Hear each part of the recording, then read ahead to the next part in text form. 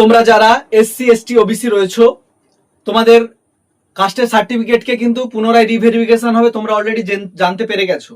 2011 সালের যদি পরবর্তী সার্টিফিকেট হয় তাহলে অতি অবশ্যই তোমাদেরকে ভেরিফিকেশন করতে হবে। কিছু কিছু ব্লকে অলরেডি ভেরিফিকেশন স্টার্ট হয়েছে। কি কি ডকুমেন্ট লাগছে সেই ব্লকে, সেটা জানার জন্য তোমাদেরকে আজকের এই ভিডিওটি আমি দিচ্ছি। দেখো, প্রথমত যদি আমার হয়, আমি যদি আমার সার্টিফিকেট ভেরিফিকেশন করতে চাই তাহলে আমার লাগবে Aadhaar card, voter card, ration card, PAN card, এগুলো লাগছে, এবং আমার কাস্টের সার্টিফিকেটটা আমি পাশে তোমাদেরকে নথিপত্রটা দিয়ে দিচ্ছি, কি কি লাগবে সেটা তোমরা দেখে নিতেও পারবে।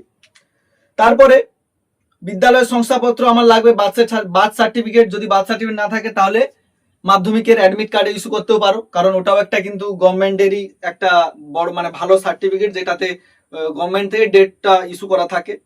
তারপরে তোমার বাবার শংসাপত্র, বাবার আধার কার্ড, ভোটার কার্ড, মায়ের আধার কার্ড, ভোটার কার্ড, যদি মা বাবার কেউ মৃত হয় তার ডেথ সার্টিফিকেট ইস্যু করতে হবে। এরপরে বর্তমান ভোটার তালিকা, অর্থাৎ আমাদের কিন্তু 2026 সালে এসআইআর হয়েছে, জানো, হয়ে ভোটটা হয়েছে, সেই এসআইআর যদি নাম বাদ যায় তাহলে তোমার হলো না। আর যদি নাম না বাদ যায়, সেই কারণে এসআইআর এর যে ভোটার লিস্টটা সেখানে তোমার বাবা মার নাম আছে, এরকম ভোটার লিস্টের পেজটা তোমাকে দিতে হবে।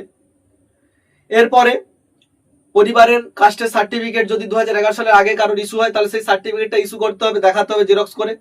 আর যদি না হয়, বৈধ সার্টিফিকেট যদি না হয়, তখন যদি কারণ না থাকে তখন তাকে বংশ তালিকা দিতে হবে।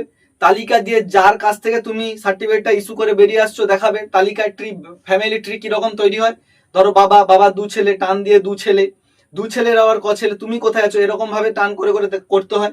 সেখান থেকে তার সার্টিফিকেটটা লাগবে। আর যদি তারও না থাকে, তোমার ফ্যামিলি কারো না থাকে, তাহলে কিন্তু তোমাদেরকে 1950 সালের আগের যে কোনো একটা নথিপত্র দেখাতে হবে যেখানে তোমার কাজটা উল্লেখ আছে সেটা, এবং তার পাশাপাশি পঞ্চায়েত প্রধানের কাছ থেকে সিগনেচার করা একটা তোমাদের ফ্যামিলি ইনকাম সার্টিফিকেট থেকে শুরু করে ফার্স্ট ক্লাস এক্সিকিউটিভ অথবা জুডিশিয়াল ম্যাজিস্ট্রেটের স্বাক্ষরে এফিডেভিট জমা করতে হবে।